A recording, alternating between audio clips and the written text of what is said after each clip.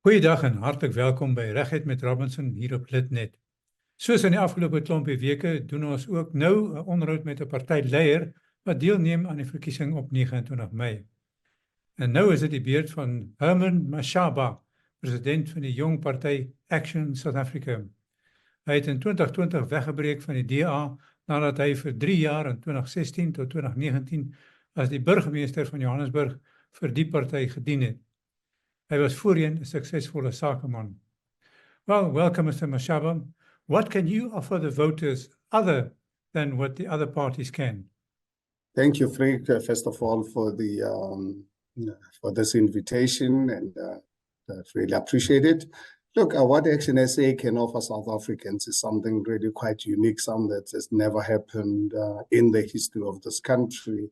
Is a true, genuine, committed nation, non-racial South Africa, where we will not really tolerate anyone to really be discriminated on the basis of race, color, gender, tribe.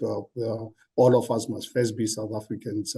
We're a party that is unapologetic, that believes in free market economy, where the private sector is the one to drive this economy, where we are unapologetic to declare to South Africans that no trade union will have a veto right on our economic policy. Not that we don't respect the labor unions. Labor unions have got a constitutional right to be here. But us as ActionSA government, our responsibility is towards all South Africans, unionized members, non-unionized, unemployed, elderly people, all South Africans. So we will not really drive an agenda of the unions like what we've witnessed over the last 30 years, where our economy has been decimated by a tripartite alliance driven by COSATU for self-interest, self-enrichment, getting South Africans to lose jobs, closing down businesses. So we're going to really be, without any doubt, be business-friendly, but at the same time, make sure that our people, South Africans, the 12 million unemployed South Africans, get the dignity of work to be able to support themselves and their family. We believe in the rule of law. We are uncompromising around the rule of law. The rule of law is a center of any prosperous nation. You cannot build an economy in an environment of chaos. What we are seeing, South Africa being the epicenter, being the murder capital of the world, where 86 people are being murdered on a daily basis, where this ANC government has unleashed murderers to commit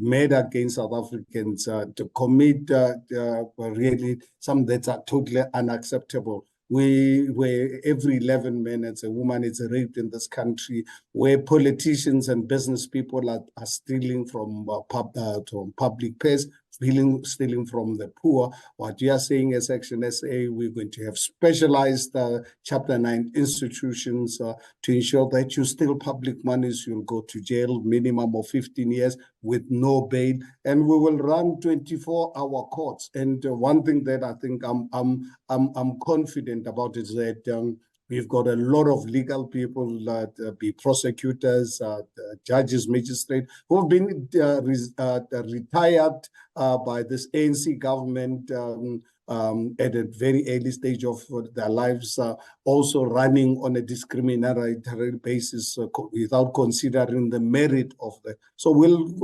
bring these people back into our legal system, so that we run 24-hour cases. You murder someone, you rape someone, you steal a cent of public monies, you bring drugs into this country, you'll ever regret having actually touched your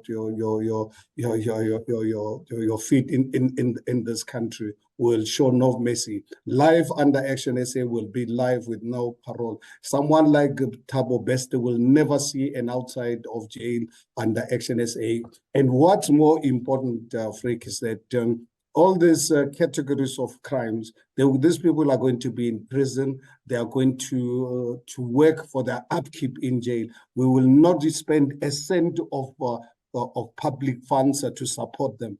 We will build the prisons in the Kalahari next to fertile ground where they'll have to work Monday to Friday, 8 o'clock to 5 o'clock. They'll be out in the fields producing food for South Africans, and we will never show message to them, so that we can send a signal to South Africa that we want our women to be able to walk the streets any day of the night without having to fear another man. And what's important, it's ethical leadership. People must enter politics because they want to serve society, not these criminals of the ANC who entered politics to serve their own stomachs and their families. What we are saying as ActionSA, when you enter public office, you must enter public service to serve society. More importantly, education is key. No ways you can really bring you can develop an economy and bring an ethical society, but in a society that is uneducated. You take someone like me, a product at my age of 64, product of Bantu education. It hurts me and hurts me deeply to live in a country where the education system 30 years into a democratic dispensation is worse than the apartheid Bantu education that we received. 80% of public schools in this country are dysfunctional. And the reason why they're dysfunctional, because it is ANC unspoken policy to keep particularly Black people poor, uneducated, so that they depend on the state. So for us, we are saying we want to produce lawyers, engineers, educated society, so that they can question government, to hold politicians accountable, but more importantly, develop our economy. We will have one Department of Education. No union will ever have a veto right as to who becomes the principals. Principals of schools are going to be appointed by us as government. We'll bring back school inspectors.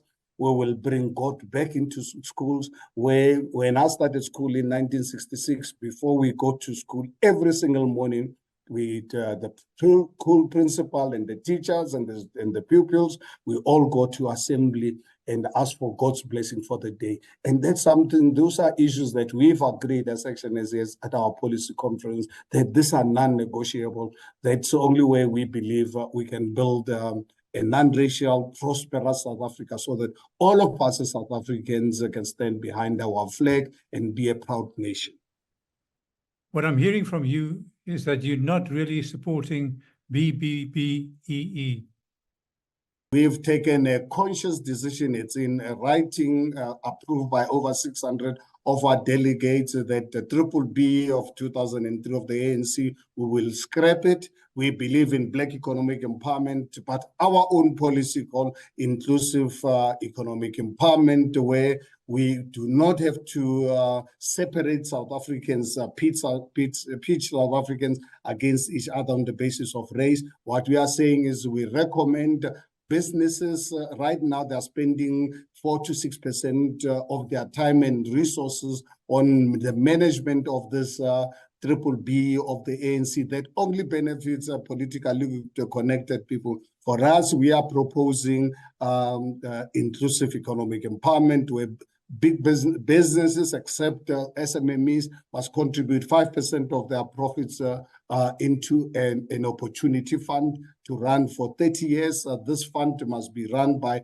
professional fund managers to build schools in Black communities, build clinics, build infrastructure that the ANC government has destroyed since 1994. Freek, I'm sure you're aware, no one can question that the ANC government inherited one of the most advanced infrastructure in 1994. The only difference is that infrastructure at the time was targeted mainly at the white community. The ANC, what they needed to do was to expand this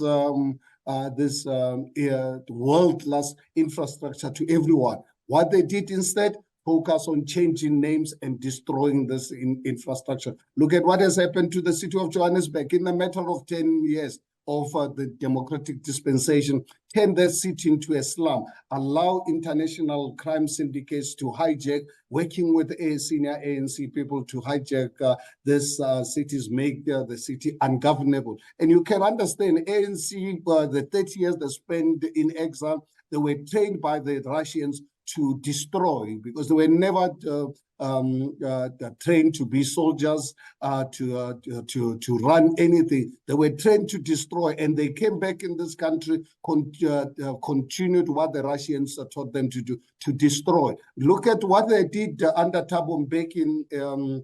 The first big investment that this evil government did, when we did not have schools in the Black communities, we did not have enough universities, we did not have hospitals. What they did, they invested in the army, in the armaments, in the arms deal, and look at how much they spent. They spent four times more than what they budgeted. And here is it, 30 years later, they can't show you 10% of what they spent on the armaments. And one thing that I want South Africans to know, that which is a fact, the apartheid government had the best army in Africa. They had one of the best armies in the world. So, and at the time under Nelson Mandela, South Africa was not facing any threat by anyone. South Africa was the darling of the world. But this evil people, because they wanted to steal, that's what got them into politics. They invested in the arms, in the armament. And what is said about it, look at the state of our army today. I'm sure even if we can get attacked by Lesotho or Swaziland, I don't think the South African army can withstand. In the meantime, 30 years ago, the apartheid government had one of the best armies in the world. That's why they withstand their evil system for many years. And look at what's happening today. Just this afternoon, labor unemployment stats that came out. Things are getting worse. The beneficiaries of ANC corruption, what they want to do everything possible for the ANC to remain in power so that they can continue being they did in Tswalo. They led Cyril Ramaphosa lead corruption and maladministration and dividing us as a nation along racial lines. Mr. Mashaba, you were the mayor of Johannesburg a couple of years ago. Can you absolutely, with a clear conscience, say that you did your best at that time and that the troubles that we have now is not as a result of inaction by you? Fortunate enough, Freek, I'm happy to send you my report. When I left, I only served for 3 years. In that 3 years, in 2019, I came across secret meetings between some DA leaders and ANC, facilitated by the Institute of Race Relations, to have a motion of no confidence against me. And what was my sin from the DA leadership? They said I'm an EFF mayor because I was focusing to provide services to poor communities, and ANC hated me because I was aggressively, unapologetically pursuing 35 billion rands of fraud and corruption involving senior ANC people. And they were planning to have a motion of no confidence against me. And obviously, I stood no chance, and I decided, instead of waiting for that motion of no confidence, I then left. And South Africans people asked me to start my own political party. And please, I'm happy to send you the report confirmed by the Auditor General in terms of how the city of Johannesburg, under my leadership, was beginning to make massive inroads. I don't think you remember the inner city rejuvenation project that I embarked upon. Not talking about the specialized units to deal with corruption. The only municipality that established an independent forensic unit to deal with cases of corruption, led by independent professional, someone who came from the Scorpions, leading other teams of members coming from the Scorpions, pursuing cases of corruption of senior ANC people who are today sitting in Parliament, who are today sitting in Cyril Ramaphosa's cabinet. And I think from the DA, for some reason, They felt I must cut grass here in Sandton. Why must I supply toilets? Simple toilets, supply electricity to people of Kliptown, people of Meriting. DA said, no, these are EFF policies, which I think for me was such a deep insult, because I did not enter politics to serve particular interest. I was there as the mayor of the city of Johannesburg for all the residents, because one thing for sure, I was born in poverty, and poverty is a man-made phenomenon. It needs to really be addressed by political intervention. So if the DA feels providing services to poor Black people as being an EFF mayor, I find it to really be unfortunate. I found it to really be insulting, deeply insulting to me. And obviously for the ANC, yes, they had a good reason to continue with their stealing, and they managed to get Helen Zeller to work with them for my removal. Well, you're also accused of fueling hatred towards foreigners in this country.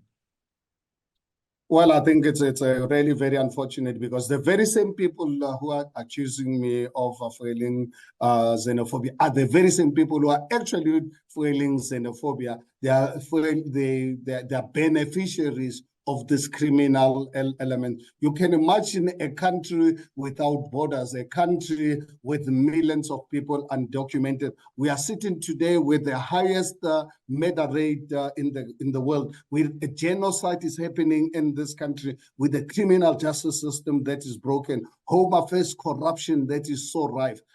I don't believe any South African wants to live under such conditions. But obviously, the beneficiaries of this human trafficking, young women brought into this country to serve as sex slaves, being made to sleep with 30, 40 men a day. The only payment they receive is drugs. And for anyone to accuse me of fighting such evil, that person is evil himself. So that is why I never gave up. I was never distracted. And I'm even more determined today to fight this evil than ever before.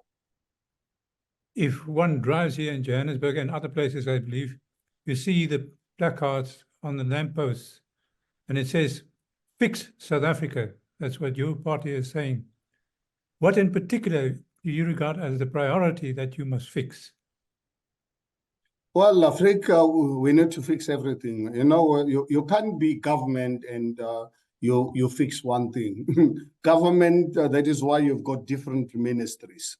We need to fix our law enforcement agencies so that the South Africans are protected from these murderers, from these rapists, from these drug dealers, from these corrupt politicians and businessmen. We need proper schools where we can produce highly skilled South Africans. So you need a department to deal with us. We need social interventions with our youth being affected by drugs. We have our young girls, children having children. We need social development to intervene to correct this abnormality. We need to close our border, make sure that people coming into our country, South Africa, build at the back of migrants. We must continue inviting people of the world to come here, but they must come here legally, and when they're here, to respect our laws. So we need home affairs that can be corrupt-free. Those found to be corrupt, they must be sentenced to prison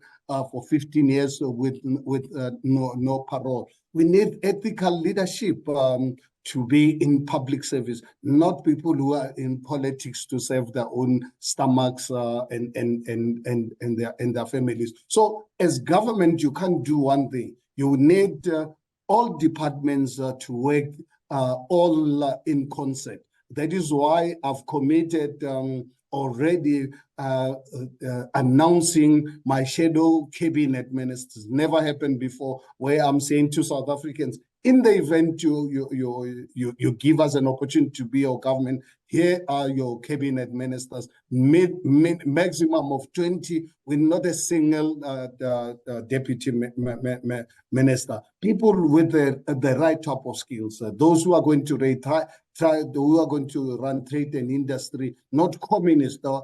We are a laughing stock of the world. If you look at the Minister of Trade and Industry under the Tripartite Alliance, all communists who hate the business. We want someone who's going to be business friendly, to ensure that we bring investments in our country. Someone who runs healthcare, it must be a professional health practitioner, someone who's got many years of experience. And I've committed to South Africa that within in 100 days, all of them, I'll put them in front of this nation, in front of every media house for the full day. They must present their plan for the next 5 years. And every quarter, they will sit in front of the nation, give us a status of how their departments are performing, and media can interrogate them on the progress and non-progress. Where they're encountering issues, let them share this with the society, so that we run a transparent, accountable government. That is what I'm promising South Africa, that we need to take our democracy to another level. We've learned over the last 30 years by trusting this communist self-saving murderers, drug peddlers to really be in our government. Let's put together, let's take our democracy, usher in a new future for our children and our grandchildren. We owe it to them to really build a better South Africa for them. Well, as a voter, I can say all of these things sound absolutely fantastic. It's wonderful and so on. But in the latest poll, you have 3.4% of the vote in this country. How is it possible for you to achieve anything when you don't have power whatsoever? Freek, one of the reasons I've said many times why I hate drug peddlers in this country, because it looks like polls are run in this country by people who smoke something. Remember, in 2021, our first elections, a one-year-old party launched during COVID. Did they see us? Remember what they said? We're sitting with 44 councillors. We dropped the ANC support in the city of Johannesburg from 124 councillors to current 90. Dropped the DA's support from 104 to current 71. Third biggest political party in the city of Johannesburg, ActionSA, 44 councillors. The fourth party, EFF, that every day they fill up stadiums. They've got 29 councillors in the city of Johannesburg. ActionSA has got 44. We've got 19 councillors in Tshwane. We've got 15 councillors in Kuruleni. The polls you are referring to, did they see anything? They were busy smoking something that we will deal with this with these drug dealers to make sure that people running polls in the future are accountable. When they report, they must report factuals, not what they're smoking in dark rooms. You have joined other parties in a multi-party charter. Do you believe that you can win together? Well, I think that decision, Freek, is not made by me. And that's what I always tell South Africans and tell the world. Elections are not won by you and I having this discussion. Elections are won by political parties that's working on the ground. Like right now, as I'm talking to you, I've got 320,000 activists launching branches. As I'm talking to you, there are branches opening in this country by ActionSA, putting up posters, going from house to house in villages, in townships, in informal settlements, in the suburbs, talking to the voters, not really talking to the media. They're talking to the voters. And the decision will be made on the 29th. So in 14, 15 days' time, we will get the real number. Whatever number can give you, it's academic. And I'm not someone operate on the basis of ideology. That's why I hate communism, because communism is based on ideology. I'm a pragmatic man. I work on facts. And one thing I can tell you, ActionSA, if people thought we surprised them in 2021, I can tell you we will 10 times surprise them come the 29th of this month. What number? I don't think I need to give you an academic number. Let's wait to see how ActionSA is going to perform. Personally, I can tell you I will be extremely disappointed if ActionSA emerges as the third biggest political party. I'll be disappointed, I'll be broken, but I'll pick up the pieces and move on. And that's how confident I am of our electoral performance. And why? Because we have proven in the history of South Africa to be the party receiving support across all South Africans, be here in Sandton where I live, in Soweto where my family live, in Amanskral where my family lives. We're the only political party in the history of this country that gets actual support, not the polls, actual support across all communities in South Africa, because the South Africans are aware I'm fighting for South Africans. I put people of South Africa first before you can tell me about people of the world.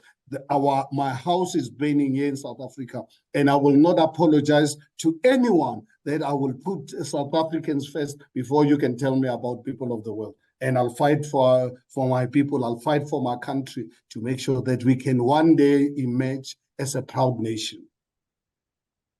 Well, you're all together in this charter of multi-parties who are going to fight the election together. Now, the question is... So we're going to fight as individual political parties. We will obviously, I think, we're doing everything possible. We're saying to the voters, vote for any of us, because obviously we've got different manifestos that we don't have common grounds on. But we are prepared to coalesce with other parties who we call better devils. One thing I want South Africans to know, ActionSA will not work with the ANC under no circumstances. We want to declare in advance. In the event we don't get outright majority, we will not work with the ANC under no circumstance. And the reason why we will not work with the ANC, because ANC is a criminal enterprise, will not want to be associated with criminals. We will not work with the EFF because I own a property here where I'm talking to you. I will not work with a party that's going to tell me my house must belong, my land must belong to government, and the government must own the banks. So we will not really waste our time to work with those parties, including this MK. We don't know how it's going to perform. These three political parties, we want to make it clear to South Africans, please don't expect us to coalesce with these parties. Others, it is up to them if they want to really work with us. In the event we remove the ANC from government, we're happy to work with them, and we are prepared to compromise on some of our policy offerings. In a sense, but we'll never compromise on a non-racial South Africa. We will never compromise on free market economy. We will never compromise on the rule of law. We're not prepared to cover anyone. If you get involved in corruption, whether you're a member of our coalition or not, we will hold you accountable, and we'll expect you to also hold you on the same standard. So those are some things that are not negotiable for us. So it doesn't mean that if you go into a coalition with ActionSA, you must understand accountability. It's at the epicenter of this. So don't expect, because you are in coalition with ActionSA, you'll come out with ANC tendencies and expect us to cover for you. We'll never cover for anyone, and we expect other parties not to cover for us. What is your relationship with the DA? Because that party you must work with at the moment, and that's the very same party that you left in 2020 to start your own party. Well, we're happy to work with the ANC, with the DA, as much as obviously the DA, why I left, because DA did not want to provide services to poor communities. I raised this matter with them on numerous occasions, asking for their intervention until such time that it reached a stage where Helen, with the help of the IRR, managed to get ANC to come up with a motion of no confidence against me. So DA must understand that if they're going to go into a coalition with us, we are going to provide services to all South Africans. If they are not prepared to provide services to all South Africans, then they must know we're going to have confrontation. Look at Freek, our relationship with how we've protected the DA in Tshwane, but holding them accountable. When they wanted to cover the Rooiwal water treatment plant because of the corruption, we hold them accountable. Whether we were in government with them or not, we went up to laying criminal charges. So when they went out with an unsolicited bid, wanting to give substations to their friends, we said it's not going to happen under our watch. We will vote against this. So a DA must understand, if they work with us, we'll hold them accountable, we'll provide services to all communities. So if they accept that, we will protect them like they were protecting them in Tshwane. That's why in Tshwane, we fought for the removal of Randall Williams, because he was arrogant, thinking that he's running a municipality with the 2/3 majority. We demonstrated to them that a DA, we are not here to make friendship. You remove this mayor. At least the current mayor is showing some respect. That's why we're there to support him. And we are great to really put in a deputy mayor so that we can jointly work together to turn that the municipality around. But we supply and provide services to all communities, something that the DA refused to do. Remember, the DA has been running the city of Tshwane since 2016. We only joined them after the 2021 local government election. And the first year, there was a lot of turbulence because DA was so arrogant, as if they had a 2/3 majority. But I think right now, the last, ever since Celia Brink, we removed Randall Williams and put in Celia Brink. Celia Brink is showing maturity and respect to the coalition partners. And we are happy to really give him all the support we need so that we can avoid having an ANC government. We made it clear to the DA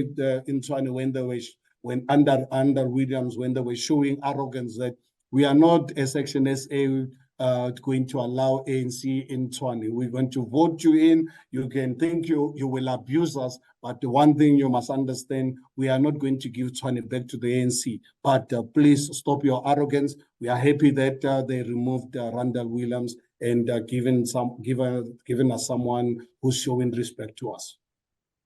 Mr. Mashaba, thank you very much. All of the best. Goodbye. Thank you so much. I really appreciate the opportunity.